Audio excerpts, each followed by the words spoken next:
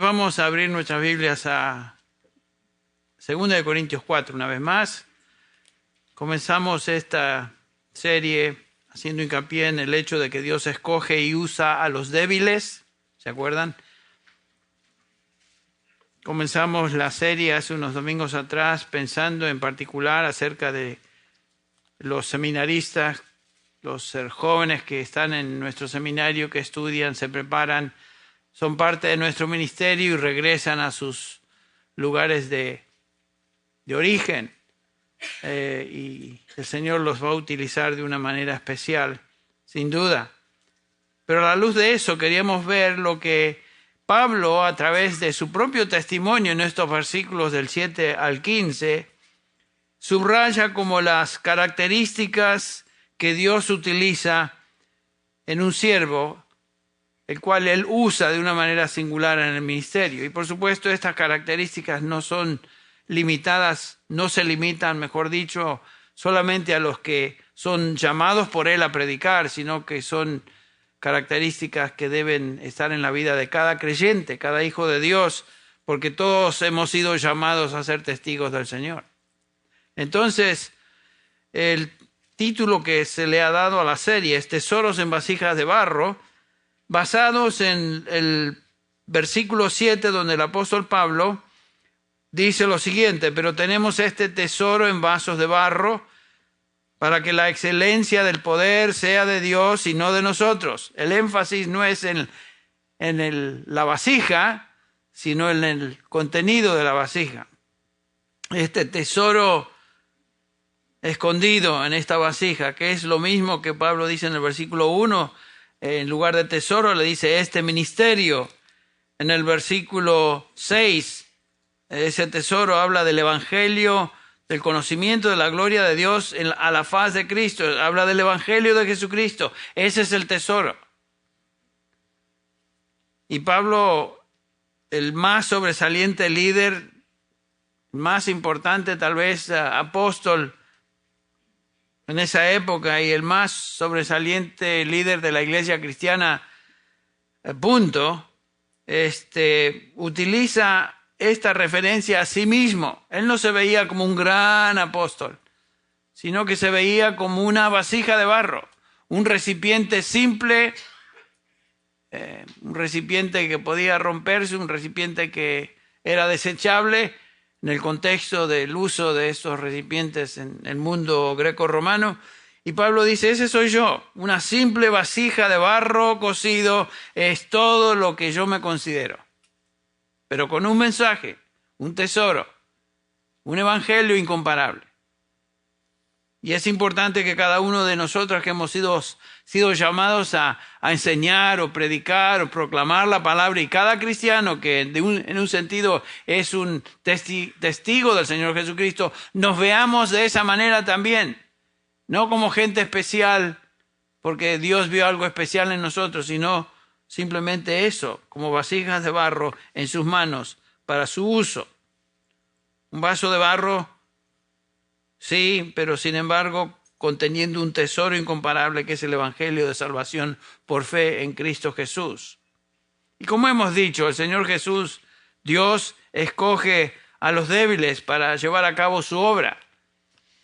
No los importantes, no los famosos, no los ricos, no los nobles, como vemos ahí en 1 Corintios. Vayan conmigo un minuto, lo volvemos a repasar porque es tan importante recordar esto, donde Pablo nos enseña a través de su epístola aquí a los Corintios, 1 Corintios 1, donde llama atención de los creyentes ahí, les dice, considerad, hermanos, vuestro llamamiento, hermanos en Cristo, los santos, que son aquellos a quienes se dirige esta epístola, santificados en Cristo Jesús, capítulo 1, versículo 2.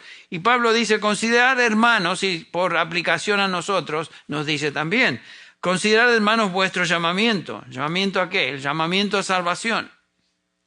No hubo muchos sabios conforme a la carne, ni muchos poderosos, ni muchos nobles, sino que Dios ha escogido lo necio del mundo para avergonzar a los sabios.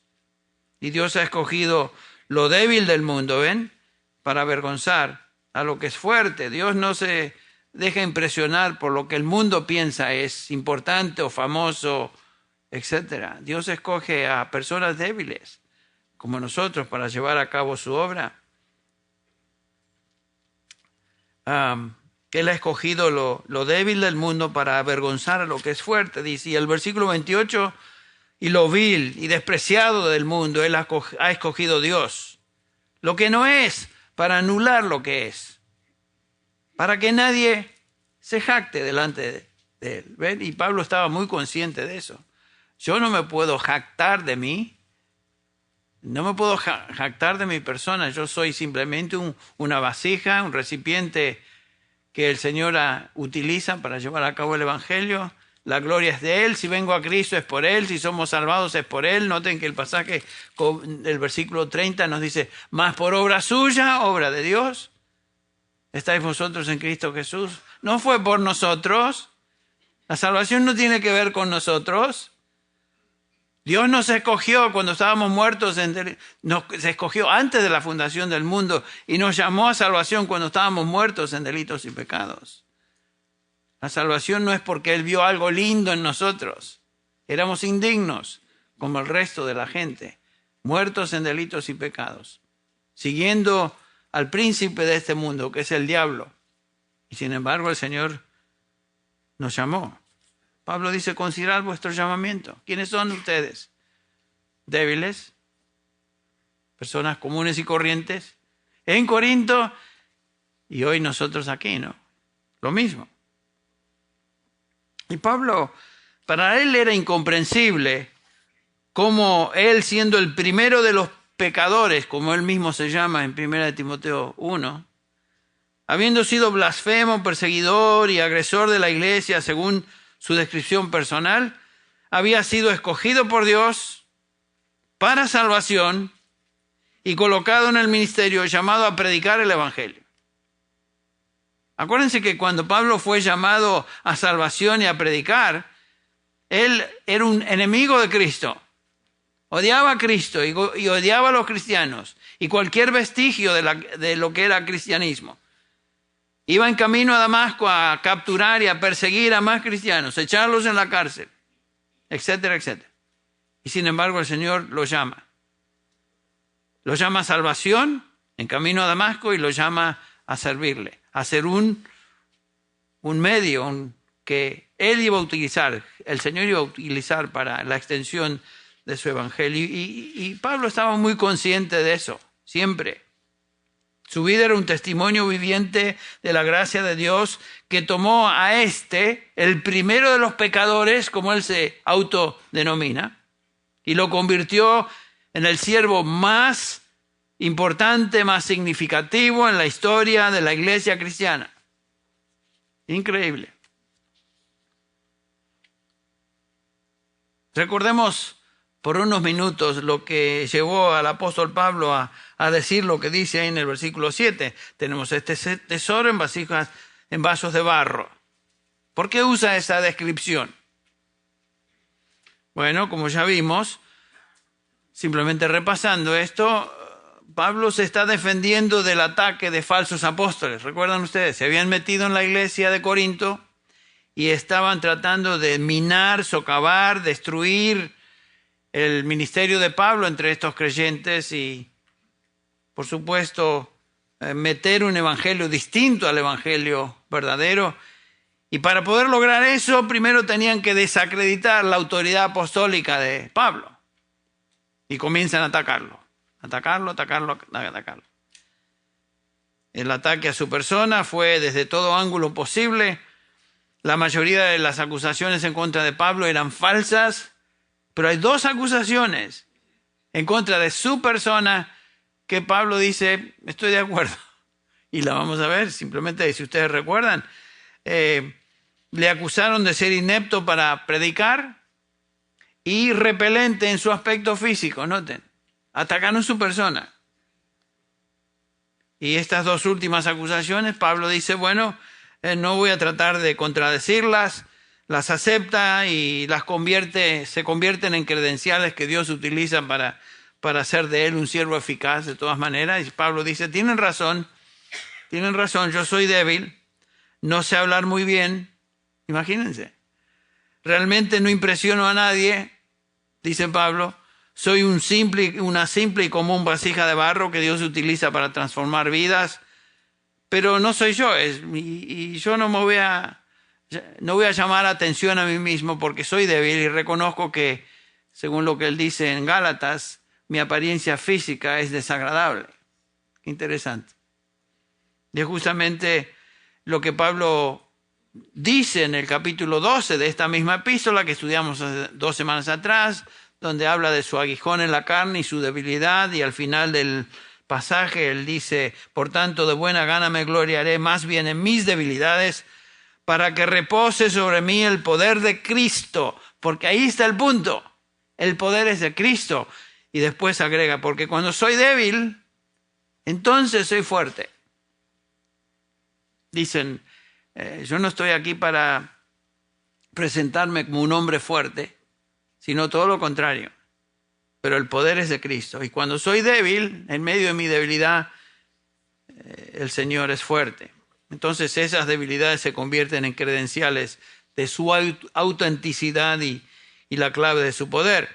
Y en estos versículos del 7 al 15, Pablo ahora comienza a subrayar en su defensa las características en un hombre de Dios, en un siervo de Dios, que Dios mismo utiliza con su siervo y las utiliza para llevar a cabo la tarea de ministerio y traer el evangelio. Y en primer lugar notamos que Pablo hace hincapié en esta característica. Él era humilde, la humildad. Dice ahí, tenemos este tesoro en vasos de barro. O sea, Pablo no dice, yo soy importante, fíjense en mí, todo lo contrario, soy un tesoro, soy una vasija de barro, es todo lo que soy, una vasija, un medio común y corriente, pero eso es tremendo porque Dios es el que lleva a cabo la tarea, la obra, por medio de su gracia en mí. No pretendo ser más que es una vasija de barro que Dios utiliza. Entonces Pablo, lo podemos ver a través de esa descripción propia de él, que era un hombre humilde. Y Dios siempre utiliza al humilde, ¿saben? Dios humilla al que se exalza y exalza al que se humilla. Ese es un principio a través de toda la Biblia.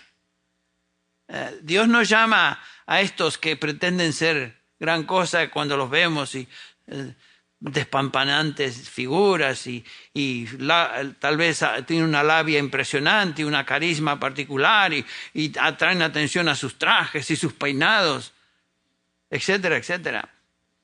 Charlatanes. Dios no se fija en eso. Dios usa a personas débiles, vasijas de barro. Y Pablo dice, yo reconozco eso, es lo único que él utiliza. Entonces, lo primero que vemos, entonces, que él subraya esta característica, un hombre, una mujer humilde, es lo que Dios usa.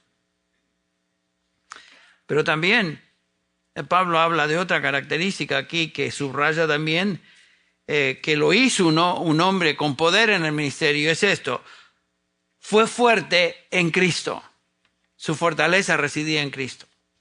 Nada lo detenía, era invencible, por decirlo así. Nada le derrotaba. Cuando llegaba al fondo, parece, del barril, por decirlo así, al borde de ser destruido, Dios se manifiesta y da la victoria otra vez. Dice el versículo 8, estamos atribulados en todo, mas no angustiados, en apuros, mas no desesperados, perseguidos, mas no desamparados, derribados, pero no destruidos. ¿Ven?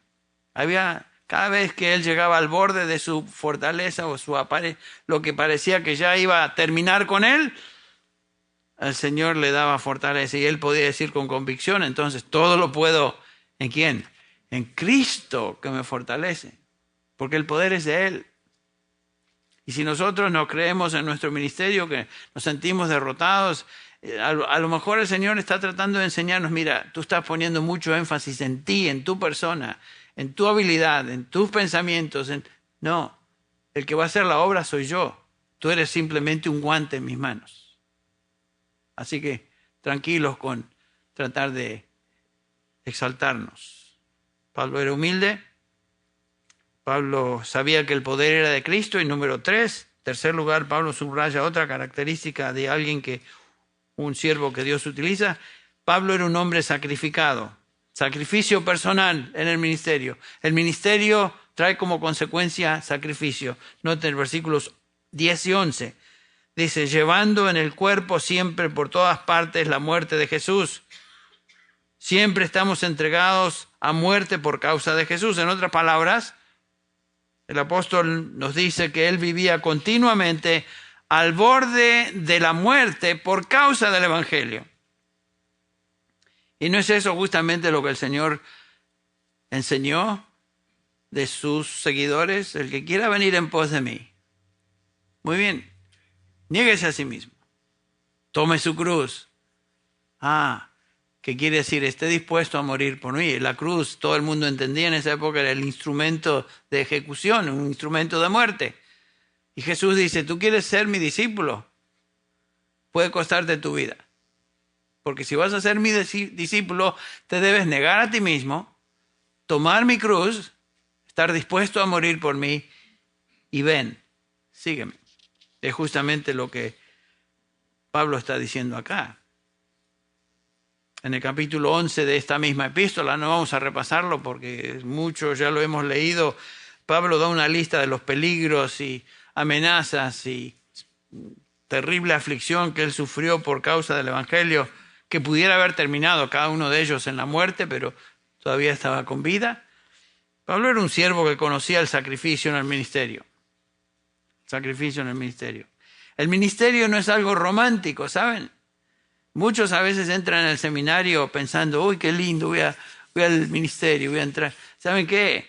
Si el Señor te llama al ministerio y te va a mostrar que el ministerio no es romántico. Es como uno que se ilusiona con una chica y todo bien y conoce a esa chica y todo está en las nubes, caminan sobre las nubes, se creen enamorados, se casa y ¿qué pasó? Se da cuenta uno que no era tan romántica la cosa. Es cierto. Es cierto para todos. Y bueno, el punto es que el que entra al ministerio porque piensa que es algo lindo, romántico, mira, si el Señor te llama al ministerio, Él te va a sostener. Él me sostendrá. Claro que va a sostener. La fortaleza es de Él. Pero no pienses que entras a una tarea romántica. Es una tarea difícil que involucra, tomar la cruz involucra sacrificio. Ahora, no todos vamos a sufrir lo que Pablo sufrió. No todos vamos a sufrir lo que Job sufrió. No obstante, todos vamos a sufrir, porque el Señor prometió, en el mundo tendréis aflicción, mas confiad, yo he vencido al mundo, yo te voy a sostener. Muy bien. Otra característica que Pablo menciona acá, la número 4 en nuestra lista, podríamos llamarle así. Pablo era un hombre enfocado en el fruto de almas redimidas. Su ministerio estaba enfocado en alcanzar almas. Pablo vivía para obtener fruto en el ministerio, versículo 12. De manera que la muerte actúa en nosotros y en vosotros la vida. Todos sus sacrificios y aflicciones en el ministerio tenían un propósito para Pablo. Y este propósito era traer el mensaje de salvación a otros y el mensaje de edificación a los santos. Eso es lo que él hacía. Dice en Colosenses 1:24, por ejemplo, él dice, ahora me gozo en lo que padezco por vosotros. Él sabía que iba a sufrir.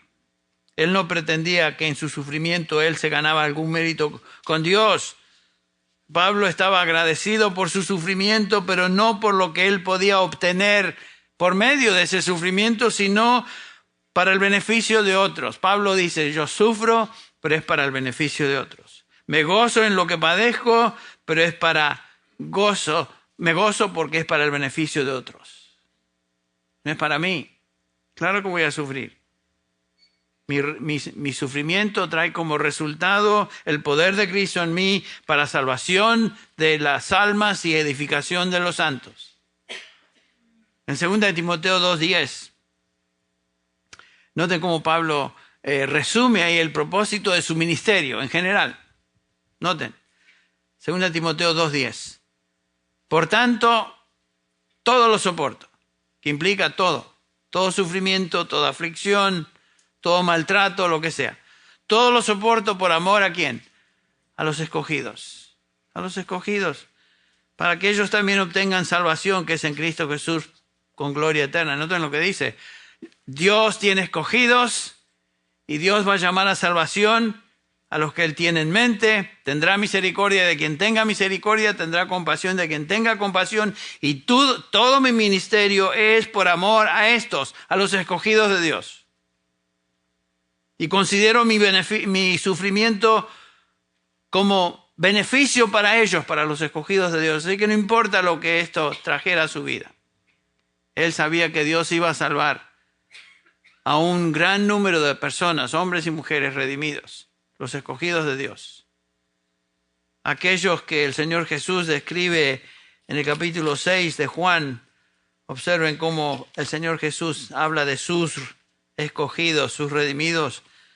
Capítulo 6, versículo 37, dice, todo lo que el Padre me da, vendrá a mí. Y el que a mí viene no le echo fuera. Noten el versículo 38. Porque he descendido del cielo no para hacer mi voluntad, sino la voluntad del que me envió. Y esta es la voluntad del que me envió, o sea, su Padre. Que de todo lo que Él me da o Él me ha dado, yo no pierda nada, sino que lo resucite en el día final. O sea, los que vienen a salvación son los que el Padre le ha dado, los escogidos del Padre. Los que el Padre llama a salvación y se los da a su Hijo para que Él les dé vida eterna.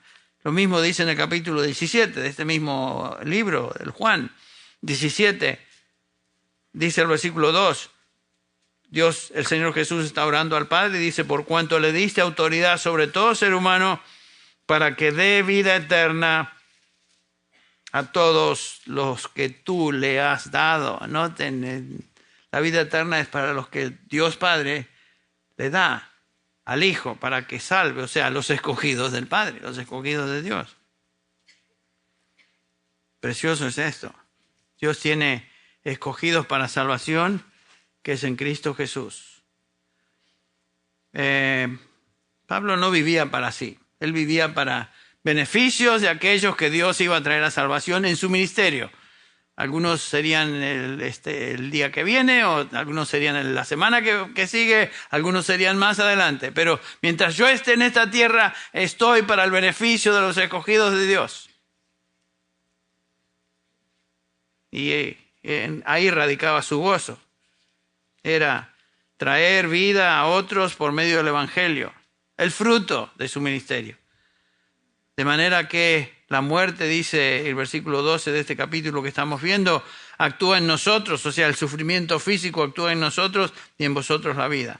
Pablo estaba muriendo físicamente, por decirlo así, continuamente. En 1 Corintios 9:16 dice Pablo, ay de mí si no predico el Evangelio. Para esto fui llamado, y esto traerá conflicto y sufrimiento, pero es por medio de ello que hay fruto. Fui llamado a traer fruto. Por lo tanto, continúo, persevero. Y Pablo dice, yo me gozo en el sufrimiento por causa del Evangelio, por causa del fruto que va a traer. Y si yo como vasija me rompo, por decirlo así, en el proceso, que así sea. Que así sea. Para mí el vivir es Cristo, al fin y al cabo, y el morir, ¿qué? Es ganancia. Pablo sufría para que otros se beneficiaran. Fue por medio del sufrimiento que en su vida personal que el Evangelio llegó también a Corinto. Entonces recuerden el capítulo 18 de Hechos, ahí Pablo está predicando y está siendo perseguido, está siendo maltratado. Y leemos, por ejemplo, en el capítulo 18, que es el capítulo que nos da el contexto histórico de cómo el Evangelio llegó a Corinto. Leemos en el versículo 9 del capítulo 18 que el Señor Jesús se le aparece por medio de una visión la noche y el Señor le dice a Pablo, mira Pablo, no temas, sigue hablando y no te calles, porque yo estoy contigo. Ven la promesa, Él me sostendrá, yo estoy contigo. Y nadie te atacará para hacerte daño, porque yo tengo mucho pueblo en esta ciudad. Mira, Pablo, tú sigue predicando para beneficio de mis escogidos. Y tengo mucho pueblo en esta ciudad que aún no ha conocido el Evangelio, no han venido a salvación. Tú sigue predicando, porque la predicación del Evangelio es el único medio que Dios utiliza para salvar a las almas. Y la palabra de Dios es el único medio que Él utiliza para edificar a los ya santos, los ya redimidos. Así que Pablo, mira, yo estoy contigo, sigue predicando. Y Pablo sabía que su vida no era importante. Él no estaba pensando en él. Siempre me llama la atención eso. Nunca pensaba en él. En Hechos capítulo 20, él está hablando ahí a los ancianos de Éfeso y les dice, miren, yo voy a Jerusalén sin saber lo que más allá me ha de acontecer. Sin saber lo que allá me ha de acontecer. Salvo que el Espíritu Santo por todas las ciudades me da testimonio diciendo que me esperan prisiones y tribulaciones. Pablo dice, es todo lo que me espera en el futuro. Prisión y tribulación. No dinero, no prosperidad, no alta estima propia, no sanidad. Todo lo contrario, me espera esto. Si los famosos predicadores del Evangelio de la sanidad y la prosperidad, ¿qué pasa no leen estos versículos? ¿O se les pasa? ¿Qué están pensando? ¿Qué están diciendo? Tonteras. Falso evangelio. Porque Pablo predicaba el evangelio sabiendo que todo eso le esperaba. Pero de ninguna cosa hago caso, dice el versículo 24. Ni estimo preciosa mi vida para mí mismo, con tal de que acabe mi carrera con gozo y el ministerio que recibí del Señor Jesús para dar testimonio del evangelio de la gracia de Dios. O sea, para dar testimonio de este tesoro que está en mí, vasija de barro. Si en el proceso de dar testimonio del Evangelio Pablo era asesinado, eso no era importante. No era importante. La meta era obtener fruto del ministerio en la conversión de almas y en la edificación de aquellos que pertenecían ya al Señor. ¿Ven? Eso es lo que hacemos. Eso es lo que continuamente hacemos en el ministerio aquí en Grace. Predicamos el Evangelio, enviamos grupos de misiones durante el verano, como algunos de ustedes van a salir a short-term missions y con el propósito de alcanzar almas, predicar el Evangelio y edificar a los santos, estén donde estén. Entonces, esa es otra característica de un siervo que Dios utiliza. Su mira está puesta en el fruto que va a llevar a cabo su ministerio, que son almas convertidas. En quinto lugar, un siervo fiel, Pablo subraya esta característica, es un hombre fiel a la palabra de verdad. Noten el versículo 13. ¿Por qué digo esto? Dice ahí el versículo 13. Pero teniendo el mismo espíritu de fe conforme a lo que está escrito, noten lo que dice. Y se hace una referencia a la Escritura en el Antiguo Testamento. Creí, por lo cual hablé. Nosotros también creemos, por lo cual también hablamos. Pablo confiaba en lo que está escrito, o sea, confiaba en la Escritura. Pablo siempre fue fiel a su llamado a predicar la palabra de Dios revelada en la Escritura. Su fidelidad al mensaje que Dios le llamó a proclamar. Por eso le podía decir a Timoteo, mira Timoteo, procura presentarte a Dios aprobado. ¿Cómo, Timoteo? Trazando con precisión, ¿qué? La palabra de verdad. Porque eso es el medio que Dios utiliza para extender su evangelio y edificar a los creyentes. Y Pablo está diciendo, yo hablo lo que creo. ¿Pero qué es lo que Pablo creía? ¿Inventos de su mente? inventos de otros, filosofías humanas. No, todo lo contrario. Yo predico mis convicciones porque me baso en la palabra, me baso en la Escritura. Creí, por lo cual hablé. ¿Creí qué? Creí la Escritura, por lo cual hablé la Escritura. Eso demuestra integridad, aunque como Jeremías, un predicador, predique toda su vida sin tener respuesta a veces. No importa. Jeremías continuó haciéndolo porque a eso había sido llamado. El pobre profeta Jeremías. Se le llama el profeta llorón. ¿Por qué? ¿Porque simplemente tenía mal humor? No. Porque su ministerio, humanamente hablando, fue extremadamente difícil. Y sin embargo el Señor le dice en Jeremías 1:4, vino pues palabra de Jehová a mí diciendo, porque a todo lo que te envíe irás tú y dirás todo lo que yo te mande. Jeremías, tú no tienes parámetros fuera de esto. Tú no vas a hablar cosas que se te ocurren. Lo mismo Pablo. Vas a hablar lo que yo te digo y dirás todo lo que yo te mando. No tus opiniones, no tus ideas personales, sino lo que yo te mando. Y en este versículo 13 de 2 Corintios 4, Pablo está diciendo eso. Habla de su fidelidad al mensaje que él había recibido de Dios. El versículo comienza con estas palabras, pero teniendo el mismo espíritu de fe. ¿Qué está diciendo? Bueno, Pablo no está hablando del Espíritu Santo, sino de una actitud de fe, teniendo el mismo espíritu de fe. ¿El espíritu de quién? ¿A quién se refiere? ¿Quién tuvo ese espíritu de fe? Y ahora inmediatamente nos da una referencia al Salmo 116:10. El que habló esto fue el salmista. Dice Pablo, yo tengo la misma fe que el salmista que escribió estas palabras tenía.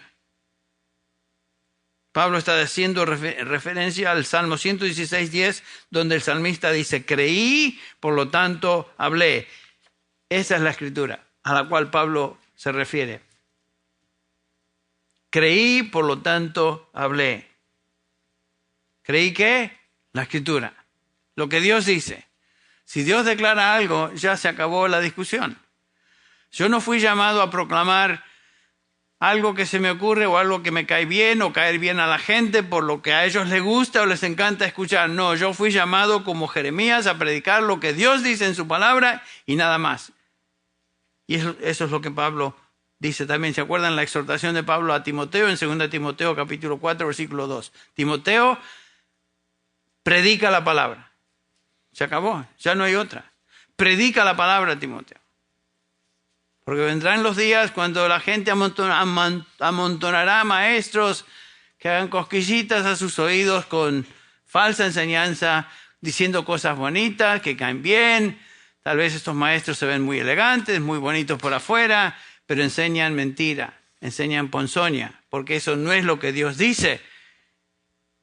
Y Pablo dice, yo creo y hablo lo que la Escritura dice. Nada más, ni nada menos. Pablo está usando este Salmo 116 y en el versículo 10 acá expresa un hecho. Él está hablando porque cree en Dios y cree lo que Dios dice. Lo que él le ha mandado a predicar es la verdad. Así como el salmista confiaba en Dios y hablaba, Pablo tenía la misma confianza.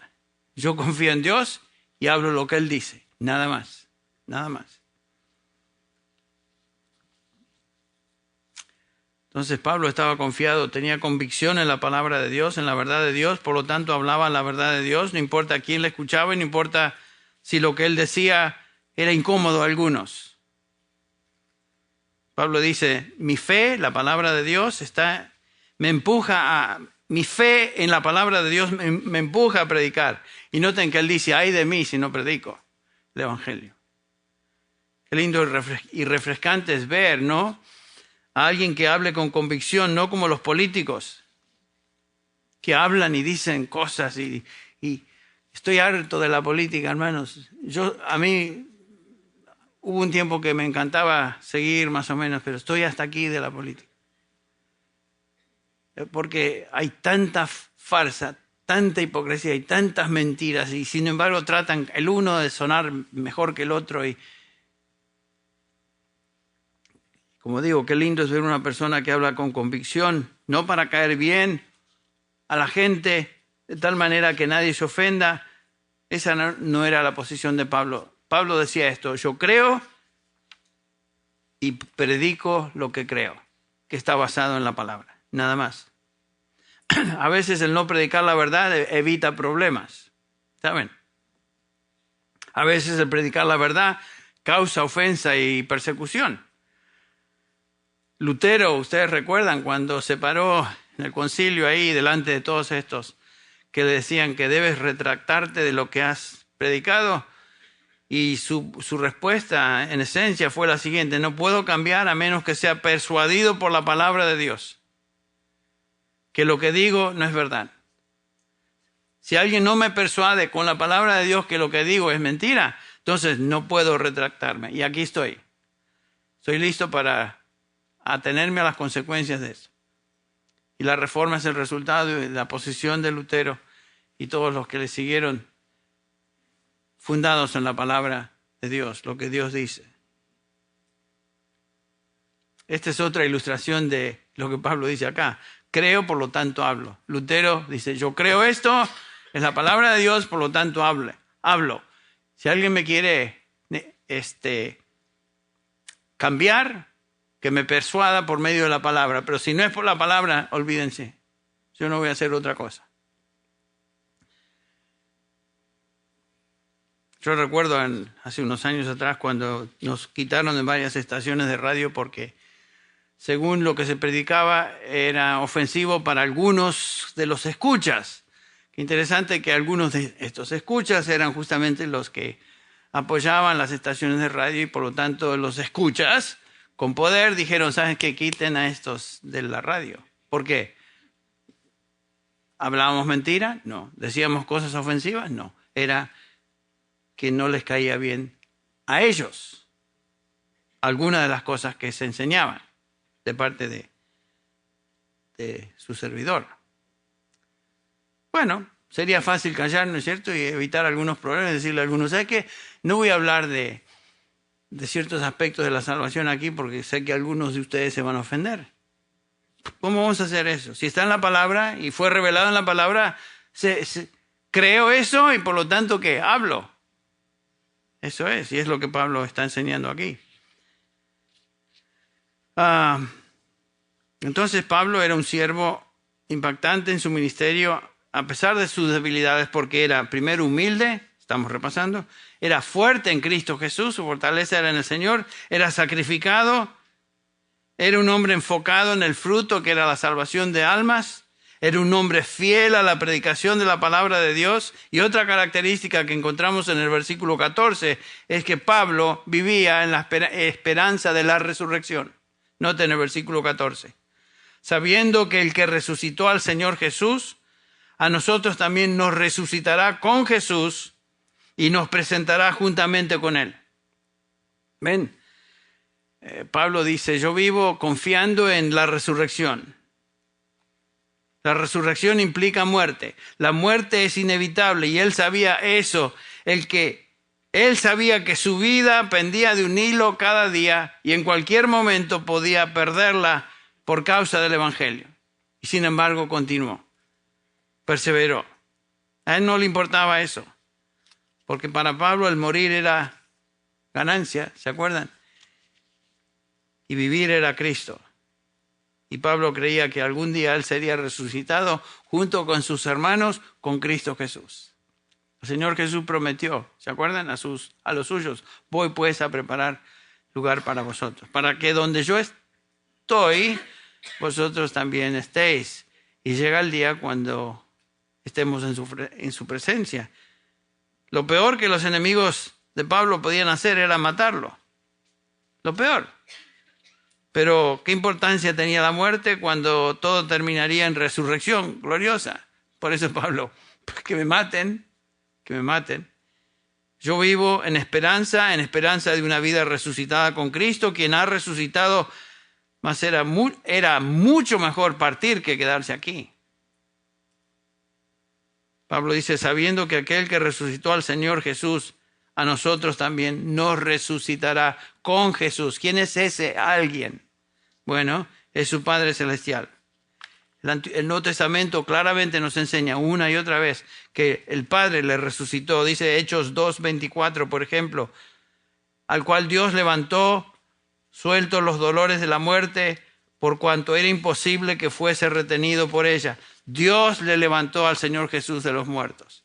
Romanos 8:11. Y si el espíritu de aquel que le levantó de los muertos a Jesús mora en vosotros, el que levantó de los muertos a Cristo Jesús vivificará también vuestros cuerpos mortales. El Señor nos va a resucitar también. 1 Corintios 6:14. Y Dios, que levantó al Señor, también a nosotros nos levantará con su poder. La resurrección es la esperanza. 1 Corintios 15. Versículo 20. Mas ahora Cristo ha resucitado a los muertos, primicias de los que durmieron es hecho. Versículo 21. Porque por cuanto la muerte entró por un hombre, también por un hombre la resurrección de los muertos. Porque así como en Adán todos mueren, también en Cristo todos serán vivificados. Dice Pablo, mi esperanza es esta. Puede ser que me maten en cualquier momento y sí, terminaré en una tumba, mi cuerpo terminará ahí, mi espíritu irá a la presencia del Señor, pero finalmente seré resucitado. Yo sé que Dios, quien resucitó a Jesús de los muertos, dice Pablo, también nos resucitará a nosotros con Jesús. Esta era su esperanza y esta esperanza nuestra también, aunque por el momento tengamos que padecer sufrimiento. El sufrimiento presente que dice Romanos 8, 18, considero que los sufrimientos de este tiempo no son dignos de ser comparados con la gloria que ha de ser revelada. Vamos a sufrir, pero tenemos esta esperanza que seremos resucitados en gloria con Cristo Jesús. ¿Por qué era Pablo poderoso en su ministerio? Por su humildad, su invencibilidad en Cristo, su sacrificio, su búsqueda de fruto en el ministerio, su fidelidad a predicar la verdad de Dios, la verdad de la palabra de Dios y su esperanza en la resurrección. Y por último, número 7, Pablo subraya lo siguiente, como característica de un siervo que Dios usa. Prioridad por la gloria de Dios. Versículo 15. Porque todas estas cosas padecemos por amor a vosotros, para que abundando la gracia por medio de muchos, la acción de gracias sobreabunde. ¿Para quién? Para la gloria de Dios. Todo es por vosotros, dice Pablo. Vivo para que vosotros viváis, yo no tengo interés y motivos personales, mi meta es vuestra edificación. Eso es lo que Pablo repite también en Romanos 15. Así que, versículo 1, los que somos fuertes debemos soportar las flaquezas de los débiles y no agradarnos a nosotros mismos. Pablo nunca vivió para él, siempre para agradar a otros. Pero va más allá. Más que el bienestar personal, más que simplemente el bienestar espiritual de los creyentes, la meta final del apóstol Pablo era la gloria de Dios. La gloria de Dios. Versículo 15 otra vez dice, al final, para que abundando la gracia por medio de muchos, la acción de gracia sobreabunde para la gloria de Dios. Pablo dice, todo lo que hago es por vosotros, para que la gracia de Dios se manifieste en salvación. Por gracia sois salvos por medio de la fe.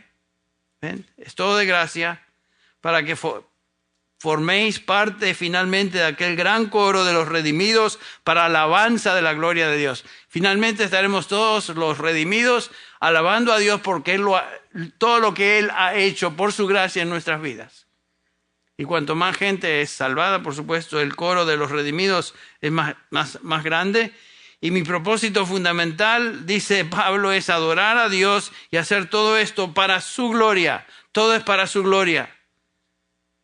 Entonces el siervo de Dios se caracteriza por alabanza a Dios junto con los redimidos de Dios.